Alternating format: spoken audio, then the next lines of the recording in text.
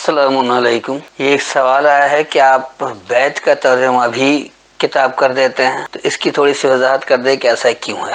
یہ میں پہلے ہی واضح کر چکا ہوں کہ میں جو ترجمہ کرتا ہوں تو وہ تصریف آیت کے ذریعے کرتا ہوں۔ آیت سے جو معنی مل جائے اس کو پہلے فوقیت دیتا ہوں، اگر وہ نہیں ملے تو پھر میں اس کے بعد لغات یا کسی اور سہارے کو تلاش کرتا ہوں۔ اس وقت میرے پاس حافظ نظر احمد والا ترجمہ ہے، پہلے میں ان کا ترجمہ بتا دوں گا، پھر جو میری فہم ہے وہ بتاؤں گا، اور آج کے دور میں یہ کس طرح قابل عمل ہے اور کس طرح قابل ہدایت ہے اس کو بتا دوں گا۔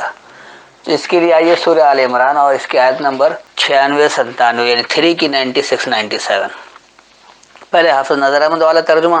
بے شک سب سے پہلے جو گھر مقرر کیا گیا لوگوں کے لیے وہ جو مکہ میں ہے برکت والا اور سارے جہانوں کے لیے ہدایت، اس میں نشانیاں ہیں کھلی جیسے مقام ابراہیم، اور جو اس میں داخل ہوا وہ امن میں ہو گیا، اور اللہ کے لیے اللہ کا حق ہے لوگوں پر خانہ کعبہ کا حج کرنا جو اس کی طرف راہ چلنے کی قدرت رکھتا ہو، اور جس نے کفر کیا تو بے شک اللہ جہاں والوں سے بے نیاز ہے۔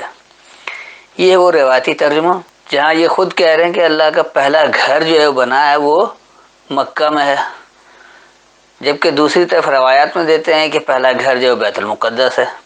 تو ان کی اپنی ہی باتوں میں بڑا تضاد ہے، اور یہ ایسے روایتی تراجم جو ہیں وہ ملحدوں کو اور قرآن دشمن لوگوں کو یہ مواد فراہم کرتا ہے کہ وہ قرآن کے خلاف بات کریں۔ تو آئیے دیکھیے کہ یہاں حقیقت کیا ہے۔ انا بے شک اولا بیت، پہلا بیت۔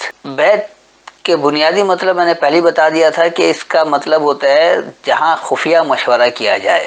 پہلا خفیہ مشورہ جو کیا جائے، وضع للناس، بنا کر دیا لوگوں کے لیے، للذی وہ جو کہ ببکتا بکہ کو ہے، بکت کو ہے۔ اب یہ مکہ تو ہے ہی نہیں، اس کو زبردستی مکہ بنا ڈالا ہے۔ بکہ کہا جاتا ہے جس کے گرد ہجوم اکٹھے ہو جائے۔ مبارکن بابرکت ہے، وہد للعالمین یعنی ہدایت ہے ہر علم والوں کے لیے۔ فیہ آیات بینات، اس میں آیتیں ہیں بیان کی ہوئی، مقام و ابراہیم، ابراہیم کی حیثیت کی۔ اب انہوں نے تو مقام ابراہیم کر دیا کہ ایک جگہ بنا دیا، جبکہ جگہ کی بات ہی نہیں، یہ مقام ہے۔ مقام کہتے ہیں حیثیت کو، جگہ کو نہیں کہا جاتا ہے۔ تو اس میں آیتیں بیان کی ہوئی ہیں دلیل سے بات کرنے والے کی حیثیت کی، کس طرح دلیل سے بات کی جاتی ہے۔ یہاں ابراہیم جو ہے وہ اسم نہیں ہے بلکہ یہ فعل ہے۔ ومن دخلہ کان آمنا، اور جو داخل ہوا اس میں امن میں ہے۔ وللہ علی الناس، اور اللہ کے لیے لوگوں پر، حج البیت، البیت میں حجت ہے، البیت میں بحث برائے دلیل ہے۔ من استطاع، جو جلد اطاعت کر سکے، الیہ سبیلا، اس کی طرف راستے کی۔ ومن کفر، اور جو انکار کیا، فإن اللہ، پس بے شک اللہ، غنی، بے پرواہ ہے، عن العالمین، ہر علم والوں کے بارے میں۔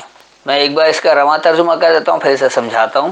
بے شک پہلا گھر لوگوں کے لیے جو بنا کر دیا گیا وہ جو کہ جس کے گرد ہجوم اکٹھے ہو جانے کو ہے، بابرکت ہے یعنی ہدایت ہے ہر علم والوں کے لیے۔ اس میں آیتیں بیان کی ہوئی ہیں دلیل سے بات کرنے والے کی حیثیت کی، اور جو داخل ہو جائے امن میں ہے، اور اللہ کے لیے لوگوں پر البیت یعنی الکتاب میں حجت ہے یعنی بحث برائے دلیل ہے، جو جلد اس کے راستے کی طرف اطاعت کر سکے، اور جو انکار کیا بس بے شک اللہ بے پرواہ ہے ہر علم والوں کے بارے میں۔ یہ تھا اس کا رواں ترجمہ۔ اب دیکھیے کہ یہاں حقیقت میں بات کیا ہو رہی ہے۔ پہلی بات جو اللہ کہہ رہا ہے کہ پہلا جو اس نے بنا کر دیا ہے بیت، یعنی پہلی وہ جگہ جہاں اللہ سے خفیہ مشورہ کیا جا سکے، کیونکہ یہ اللہ دے رہا بنا کر، اور کس کے لیے دے رہا؟ لوگوں کے لیے دے رہا ہے۔ وضع کہتے ہیں مکمل کر کے دینے کو، ہمارے یہاں اردو میں کہا جاتا ہے وضع حمل، یعنی جب بچے کی پیدائش کا پورا مرحلہ مکمل ہو جاتا تو وہ وضع حمل کہلاتا ہے، اگر کہیں نامکمل ہو جائے، کچھ غلطی ہو جائے تو وہ وضع نہیں کہلاتا ہے۔ تو وضع مکمل کر کے دینے کو کہا جاتا ہے۔ تو بے شک جو پہلا جہاں خفیہ مشورہ کیا جائے جو بنا کر دیا گیا لوگوں کے لیے، وہ جو کہ اس کے گرد ہجوم کو اکٹھے ہونا ہے، اور بابرکت ہے اور ہدایت ہے ہر علم والوں کے لیے۔ تو اللہ سے علم والوں کو ہدایت کہاں سے ملتی ہے؟ کیا وہ کسی گھر سے مل رہی ہے؟ تو ایسا تو قطعی نہیں کہ کسی گھر سے ہدایت مل رہی ہو۔ ہدایت اللہ کی کتاب سے مل رہی ہے، یہاں سے واضح ہے کہ بیت جو ہے وہ اللہ اپنی کتاب کو ہی کہہ رہا ہے۔ اگرچہ اس خانہ کعبہ کو لوگ لیتے ہیں تو وہاں جا کر کس کو ہدایت حاصل ہوتی ہے؟ جیسے جاتے ہیں ویسے ہی واپس آتے ہیں، بلکہ اس سے بڑے چور ہوتے ہیں، اس سے بڑے نکمے ہوتے ہیں، اس سے بڑے جھوٹے ہوتے ہیں، اس سے بڑے دغاباز ہوتے ہیں۔ تو یہ سب چیزیں تو ہوتی ہی نہیں ہیں، نام نہاد حاجی بن جاتے ہیں اور اس کے بعد زیادہ لوٹ مار اور زیادہ پیسے کمانے کے چکر میں لگے رہتے ہیں۔ تو اللہ جو پہلا گھر دیا، یعنی پہلا جہاں پر خفیہ مشورہ کیا جائے اور اس کے گرد اس ہجوم بھی اکٹھے ہو جائے، ایک ہجوم اس کے گرد جمع ہو جائے گا، تو وہ بابرکت ہے اور علم والوں کے لیے ہدایت ہے۔ اور وہ ہے کیا کہ اس میں آیتیں بیان کی ہوئی ہیں۔ آیتیں بیان کی ہوئی کسی کتاب میں ہوتی ہے، کسی گھر میں، کسی جگہ میں نہیں ہوتی ہے۔ تو آیتیں جو بیان کی ہوئی ہیں، اس میں آیتیں کیا بیان کی ہوئی ہیں؟ ابراہیم کی حیثیت کی، یعنی دلیل سے بات کرنے والے کی حیثیت، دلیل سے کوئی جو بات کرے گا تو اس کی حیثیت کیا ہے۔ آج اگر ہم قرآن کی بات کر رہے ہیں، قرآن کو سمجھنے کی کوشش کر رہے ہیں، یعنی اللہ کے کلام کو خالصتاً سمجھنے کی کوشش کر رہے ہیں تاکہ اللہ کے احکامات پر عمل کر کے وہ نتائج حاصل کیے جا سکیں، تو اس میں غیر اللہ کے کلام کی شرک قطعی نہیں ہوگی، غیر اللہ کے کلام کی ملاوٹ بالکل بھی نہیں ہوگی۔ اور یہ جو دلیل دی جائے گی کتاب سے ہی دی جائے گی، یعنی قرآن کے اندر سے ہی دی جائے گی، تو اس میں جو آیتیں بیان کی ہوئی ہیں، یعنی آیت ان کی واضح ہے اور یہ دلیل سے بات کرنے والے کی حیثیت ہے۔ دلیل سے جو بات کرے گا اس کی حیثیت کا تعین کرتا ہے کہ دیکھو کون سی آیت کہاں کیا بات کر رہی ہے۔ اس میں اپنی طرف سے کوئی ملاوٹ نہیں ہوگی، نہ حدیث کے نام پر، نہ اماموں کے نام پر، نہ کسی بزرگان دین کے نام پر، اور نہ کسی امام کے نام پر، کہیں کوئی کچھ ملاوٹ نہیں ہوگی۔ تو وہ جو اس میں داخل ہو جائے گا وہ امن میں ہوگا، جب خالص اللہ کی کتاب میں آ جائے گا تو وہ امن میں ہوگا۔ جو اللہ کی کتاب میں نہیں ہے، ملاوٹ کے ساتھ ہے، وہ امن میں نہیں آ رہا ہے۔ آج امت مسلمہ کی مثال لے لیجئے کہ دنیا بھر میں جو یہ امن میں نہیں ہے، امن میں نہ ہونے کی وجہ کیا ہے؟ صرف اور صرف یہی ہے کہ وہ خالصتاً اللہ کی کتاب سے ہدایت نہیں لے رہے ہیں، اپنے ہر اس عمل کی جانچ اللہ کی کتاب سے نہیں کر رہے ہیں، اس کی بیان کی آیتوں سے اس کا تعین نہیں کر رہے ہیں، اس کے ذریعے دلیل سے بات نہیں کر رہے ہیں، بلکہ اس میں ملاوٹ کر رہے ہیں۔ اور جب ملاوٹ کرتے تو وہ نتائج حاصل نہیں ہوتے، تو اسی لیے امن میں بھی نہیں آ رہا ہے۔ پھر اللہ کہہ رہا ہے کہ اللہ کے لیے ہے لوگوں پر کہ وہ البیت میں حجت کریں۔ البیت کی حجت جو ہے وہ لوگوں پر اللہ کے لیے ہے، یعنی اللہ کے احکامات کیا ہیں، اللہ آپ سے کیا فرما برداری چاہتا ہے، اس کو اگر جاننا ہے تو لوگوں کو کیا کرنا ہوگا کہ حج البیت کرنا پڑے گا، یعنی البیت میں بحث برائے دلیل کرنی ہوگی۔ حج کہتے ہیں دلیل سے بحث کو، اور البیت کر دیا یعنی خاص طور پر وہ جگہ جہاں اللہ سے خفیہ مشورہ کیا جاتا ہے وہ اللہ کی کتاب ہی ہوتی ہے۔ تو اس کتاب میں جو حجت کرے تو یہ لوگوں پر کس لیے ہے کہ وہ اللہ کے لیے کرے گا، اور اس کی وجہ کیا ہوگی کہ من استطاع الیہ سبیلا، جو جلد اطاعت کر سکے اس کے راستے کی طرف۔ اللہ کا راستہ کیا ہے وہ اللہ نے قرآن میں بتایا ہوا، اس بیت میں بتایا ہوا، البیت میں بتایا ہوا۔ البیت میں حجت کریں گے تو پتہ لگے گا کہ اللہ کا راستہ کیا ہے، اور پھر اس کی اطاعت کی جا سکے گی۔ یہ ایسا ہے نہیں کہ جو قدرت رکھتا ہو یا جو طاقت رکھتا ہو تو وہ پھر حجت کے، جس طرح ہمارے یہاں بنا دیا ہے حج کو ایک یاترا، مکہ یاترا، وہاں جا کر گھوم پھر کر اور چکر لگا کر آتے ہیں، اس سے کردار پر کوئی فرق نہیں پڑتا ہے، بلکہ ویسے ہی بد کردار کے بد کردار لوگ ہوتے ہیں۔ اور جو بیچارے معصوم بھولے بالے ہیں، مذہب کے نام پر جاتے ہیں، ان کو پتہ ہی نہیں ہوتا، بس یہ سمجھتے ہیں کہ گناہ دھل گیا اور ماں کے پیٹ سے پیدا ہو گئے، تو وہ ایک ایسے ہی چلے جاتے ہیں، کیونکہ ان کے عمل کا ویسے کوئی تعلق نہیں، نہ وہ نظام بنانے کے قابل ہیں، نہ وہ کسی قوم کو چلانے کے قابل ہیں، نہ وہ کوئی رہنما ہے، نہ کوئی مسیح ہے۔ تو عام لوگوں کی بات ہی نہیں ہو رہی، یہ تو ایک ایسے ہی جانوروں کا ریوڑ ہے جو جس طرف چل رہا ہے چل رہا ہے، ان کی تو بات ہی نہیں ہو رہی ہے۔ بات ان رہنماؤں کی ہو رہی ہے جو نظام بناتے ہیں، جو معاشرہ تشکیل دیتے ہیں، جو معاشرے پر حکمرانی کرتے ہیں۔ تو دراصل ایسے ہی لوگ ماننے والے ہوتے ہیں جو معاشرے کو چلاتے ہیں، یعنی وہ چرواہے کا رول ادا کرتے ہیں، ریوڑ کا نہیں۔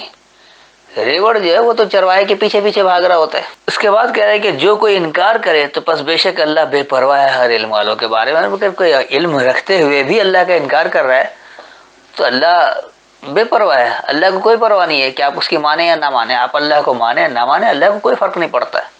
فرق تو آپ کو ہی پڑے گا کہ اگر آپ اللہ کے ہدایت پر عمل کریں گے تو آپ امن میں آئیں گے، نہیں ہوگا آپ امن میں نہیں رہیں گے۔ آج آپ دیکھ لیں دنیا بھر کے جو بڑے بڑے علم والے لوگ ہیں، سائنٹسٹ ہیں، سائنسداں ہیں، بڑے اور رہنما ہیں جو کچھ دنیا کے لیے رول ادا کر رہے ہیں، دنیا میں اپنا کوئی کردار ادا کر رہے ہیں، اگرچہ وہ لوگ اللہ کو نہیں مان رہے تو اللہ کو کیا فرق پڑ رہا ہے؟ کچھ بھی نہیں۔ لیکن یہی لوگ ہیں جو امن میں نہیں رہتے، سب کچھ کرنے کے باوجود ایک خوف طاری رہتا ہے کہ کب کیا کچھ ہو جائے، کب معاملہ بگڑ جائے اور کب کوئی آ کر حملہ کر دے اور کب کس طرح مارے جائیں۔ تو یہ جو خوف ہے وہ اللہ کے راستے پر نہیں ہونے کی وجہ سے ہے۔ اگر اللہ کے راستے پر آئیں گے تو یہ خوف ختم ہو جائے گا۔ اور جو لوگ اس کو مقام ابراہیم لیتے ہیں، ابراہیم کی جگہ لیتے ہیں اور پھر کہتے ہیں یہاں سے نماز پکڑ لو، تو وہ اللہ تو کہہ رہا ہے کہ جگہ پکڑنا ہے، یہ جگہ تو پکڑتے نہیں، اس طرف منہ کر کے نماز پڑھ رہا ہے۔ تو اس کا کوئی فائدہ نہ، اس کی کوئی دلیل ہے، کوئی دلیل نہیں ہے۔ دلیل جو ہے، جو حجت ہے، وہ کتاب کی آیتوں میں موجود ہے۔ تو اللہ نے اپنا وہ پہلا وہ جگہ دے دیا بنا کر جہاں اللہ سے خفیہ مشورہ کیا جائے، اور وہ مکمل کر کے دیا، بنا کر دیا، تو وہ اللہ نے کتاب دیا ہے۔ اور یہ کتاب ایسی ہے کہ اس کے گرد ہجوم اکٹھے ہو جائے، اور جب ہجوم اکٹھے ہوگا تو وہ اس کے لیے بابرکت ہو جائے گا، یعنی اس کے لیے بڑا اچھا عمل ہو جائے گا، اچھے نتائج ملیں گے۔ اور وہ کیوں ہوگا؟ اس لیے کہ وہ ہدایت ہے ہر علم والوں کے لیے۔ آپ کسی بھی علم کے میدان میں ہوں، آپ کسی بھی جگہ پر ہوں، تو یہ اس کے لیے رہنمائی کا کام کرے گی، ہدایت کی کام کرے گی۔ اور یہ کب ہوگا؟ کہ جب اس کی بیان کی ہوئی آیتیں دلیل سے بات کرنے والے کی حیثیت کا تعین کرے گی کہ کس کی دلیل مضبوط ہے، کیا کچھ ہے، وہ اسی سے دلال لے گا، اور آیتیں اسی کتاب کے اندر ہوگی، اسی اول بیت میں ہوگی، اس سے باہر نہیں ہوگی۔ اور جو بھی اس میں داخل ہوگا وہ امن میں رہے گا۔ اور لوگوں پر یہ معاملہ ہے کہ اللہ کی بات کو سمجھنے کے لیے وہ اس کتاب میں حجت کریں تاکہ اس کے راستے کی طرف اطاعت کی جا سکے۔ جو انکار کرے گا تو بے شک اللہ جو ہے وہ بے پرواہ ہے ہر علم والوں کے بارے میں۔ تو یہ ہے مکمل اس کی مختصراً وضاحت۔ میں طویل کرنا یوں نہیں چاہتا ہوں کہ کم وقت میں بات صحیح سمجھ میں آ جائے۔ زیادہ وقت لینا، میں ان دو آیتوں پر 1 گھنٹہ بھی بول سکتا ہوں، لیکن اس کا فائدہ کیا ہوگا؟ بات یہی کچھ آئے گی سامنے۔ تو اس طویل بحث سے لوگوں کو روکے جانے کے لیے، لوگوں کا وقت بڑا قیمتی ہوتا ہے، ان کا وقت ضائع نہیں کرنے کے لیے ہمیں طویل بحث کی ضرورت نہیں ہے۔ اس کے ہر لفظ پر کتنی بحث ہو سکتی ہے اور اس کی وضاحت کو کس طریقے سے کیا جا سکتا ہے، اس کے لیے کافی وقت چاہیے۔ یہ وہ لوگ کریں گے جن کی خواہش ہوگی، جو خود ایک تڑپ رکھیں گے کہ اچھی طرح سے بات سمجھ میں آئے، وہ لوگ یہ کام کرتے رہیں۔ لیکن عام لوگوں کو سمجھانے کے لیے مختصراً جتنی بات ہے آیت میں، صرف اس کی وضاحت ہو جائے تاکہ اچھی طرح اطاعت کی جا سکے۔ تو مختصر الفاظ میں مختصراً سمجھا دینا، اللہ کی بات کو واضح کر دینا، میرا مطمئن نظر یہ ہے کہ میں اس پر بحث برائے بحث نہ کروں، بلکہ صرف اللہ کی بات کو من و عن آپ کے تک پہنچا دوں تاکہ اس پر مکمل عمل کیا جا سکے۔ تو بات سمجھ میں آ گئی کہ بیت کا ترجمہ کتاب کیوں کیا؟ کیونکہ بیت کی وضاحت اس آیت میں خود بخود ہو رہی کہ اس بیت میں جو ہے آیتیں بیان کی ہوئی ہیں، اور وہ بھی جو دلیل سے بات کرنے کی حیثیت کا تعین بھی کرتا ہے۔ اللہ کی آیتیں بیان کی اللہ کی کتاب کے علاوہ کہیں ہے ہی نہیں، لہٰذا بیت اللہ کی کتاب ہی ہوگی، بیت اور کچھ ہو ہی نہیں سکتا۔ اور اس بیت میں ہی ہمیں حجت کرنا تاکہ اس کے راستے کی طرف اطاعت بھی کی جا سکے، ورنہ اللہ کی اطاعت اللہ کی کتاب کے علاوہ ہو ہی نہیں سکتی۔ یہ تو خود بھی روایتی لوگ بھی مانتے ہیں کہ اللہ کی اطاعت، جب اطیع اللہ و اطیع الرسول کہتے تو اللہ کی اطاعت قرآن کے ذریعے اور رسول کی اطاعت حدیث کے ذریعے کروا دیتے ہیں۔ حالانکہ اللہ کی اطاعت جس طرح قرآن کے ذریعے ہے، ویسے ہی رسول کی اطاعت بھی قرآن کے ذریعے، اللہ الرسول کہتا ہی ہے کتاب کو، جس طرح اہل بیت کتاب کو کہا ہے، اسی طرح الرسول بھی اللہ اپنی کتاب کو کہتا ہے جو اللہ کا خاص پیغام دے رہا ہے۔ تو کہیں بھی اطاعت سوائے کتاب کے علاوہ اور کسی کی ہے ہی نہیں، یعنی اللہ کی اطاعت اللہ کی کتاب کے ذریعے۔ اور یہ کتاب اس کے ذریعے کیسے ہوگی؟ کہ اس کی آیتوں میں حجت کریں گے، اس کی آیتوں سے ہی دلیل لیں گے، اور اس کو مکمل واضح کرنے کے بعد اس پر عمل کریں گے، پھر وہ نتائج آئیں گے، ورنہ یہ نتائج نہیں مل سکتے۔ اس کو مختصراً اگر آپ کہیں تو اللہ یہ کہتا ہے کہ آپ کو اس کے لیے اللہ نے کہ آپ اللہ کی کتاب کو سمجھیں، 2 وقت دیا ہے روزانہ صلاۃ کے لیے۔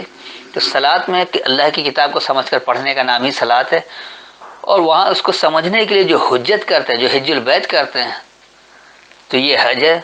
اور جب یہ باتیں سب حج البیت کر کے، بات آیتیں بیان کی ہوئی آیتوں سے حجت کر کے جب بات سامنے آ جائے تاکہ اس کے راستے کی طرف اطاعت کی جا سکے، تو یہ زکوٰۃ ہے، فروغ دینا۔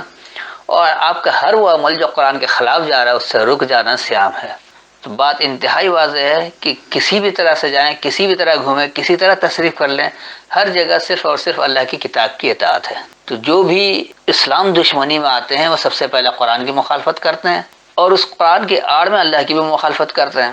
کیونکہ وہ لوگ کوئی نظریہ لینا نہیں چاہتے ہیں، وہ اپنا نظریہ دینا چاہتے ہیں، اپنی حکمرانی چاہتے ہیں۔ اللہ کی بات کو سمجھ کر اس پر اطاعت کرنا ہی اللہ کی حکمرانی، لا الہ الا اللہ یہی چیز ہے کہ صرف الہ جو ہے یعنی حکم دینا اللہ کا کام ہے اور کوئی حاکم نہیں ہے۔ تو اللہ کو حاکم ماننے کے لیے اس کی ہی بات کی اطاعت کرنی پڑے گی، اور اس کی بات کو سمجھنے کے لیے اس کی کتاب میں حجت کرنی پڑے گی، اس کی واضح آیتوں کو سمجھنا ہوگا اور اس کے ہی پیغام پر پھر عمل کرنا ہوگا، جب جا کر یہ سب کچھ ہو سکتا ہے۔ اگر ایسا نہیں کر سکتے تو اس کی طرف اطاعت نہیں ہو سکتی، اور پھر وہ نتیجہ کسی حال میں نہیں ملے گا کہ آپ امن میں آ جائیں۔ یہ واحد راستہ ہے کہ جب اللہ کو مان کر اس پر عمل کریں گے تو امن میں آئیں گے۔ اس کے لیے اللہ کہتا ہے کہ من آمن باللہ والیوم الآخر فلا خوف علیہم ولا هم يحزنون۔ تو جو اللہ کو مان لے گا اور اس کو یوم آخرت کا بھی ماننا ہوگا کہ ایک حساب کتاب دینا ہے، تو پھر وہ معاشرہ ایسا بن جائے گا کہ وہاں کوئی خوف اور کوئی حزن نہیں ہوگا۔ تو امید ہے اتنی وضاحت کافی ہے، پھر بھی کوئی سوال ہو تو بعد میں کر سکتے ہیں۔ السلام علیکم۔